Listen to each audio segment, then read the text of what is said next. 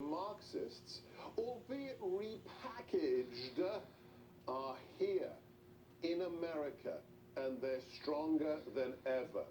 Don't take my word for it. Listen to the founders of perhaps one of the most influential radical left-wing organizations in America today. Here we have video of one of the co-founders of Black Lives Matter, Patrisse Cullors, telling the world who she is. We actually do have an ideological frame. Myself and Alicia in particular are trained organizers. We are trained Marxists. We are super versed on sort of ideological theories. We are trained Marxists, one of the founders of an organization that has caused destruction across America for more than 10 months. Why is anybody surprised? Well, things have got a little difficult for Miss Cullors of late. In the last 2 days, she is in the news, but not in a good way. If you're a supporter of Black Lives Matter, she's had to resign. She's stepping down from her leadership role. It's all over the news. Why? What's the controversy? Why is she so in trouble, this black lesbian hero to the left? Oh, well, she's not as pure a Marxist as she would have you believe. As the news has reported of late, with the money she has made as a co-founder of BLM, she's been going on a shopping spree. But she didn't go out to buy handbags or a nice new pair of high-heeled shoes.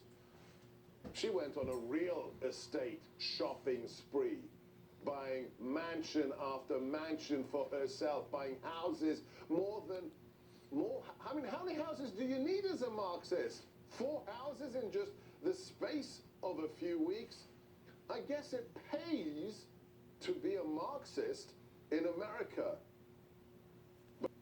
But you're not allowed to say anything about it. You're not allowed to point out the discrepancy between saying, I'm for the working class, I'm for the oppressed, I believe in social justice, and buying yourself 4 houses in a couple of weeks. Because if you criticize her, what does Patrisse have to say? Let's listen.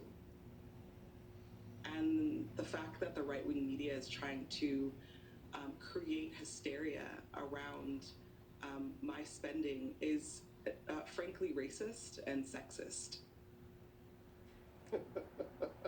Oh, if you're black, if you are a member of BLM, well, you can't be criticized because you get a free ticket. It's racist, it's white supremacist. Well, let's dig a little bit deeper. Let's look at the reality of what they preach, how concepts such as critical race theory are the new Marxism in America, and how they have inveigled themselves into our culture and American education and the media. We're going to open the show right now with a person who I think epitomizes the new citizen politician. He is now the lieutenant governor of the great state of North Carolina. I am honored to have him as a regular guest on my radio show, America First. Mark Robinson, welcome to Greg Kelly Reports. Thank you for having me here, Dr. Gorka. It's a pleasure as always. Excuse me. So, friends, if you're not familiar with this man's story, a veteran of the U.S. Army, let us play you a little clip of how this story began. In 2018, the Greensboro Council wanted to cancel a gun show. And this resident, Mark Robinson, who at the time didn't even own a gun, said, this is wrong. You're not allowed to do this. It's unconstitutional. And in a very brief speech that I still can't believe, to this day he tells me he didn't write down and he just did it on spec. This is what he told the council in Greensboro. It seems like every time we have one of these shootings, nobody wants to blame put the blame where it goes, which is at the shooter's feet. You want to put it at my feet. You want to turn around and restrict my right, constitutional right that's spelled out in black and white. You want to restrict my right to buy a firearm and protect myself from some of the very people you're talking about in here tonight. It's ridiculous.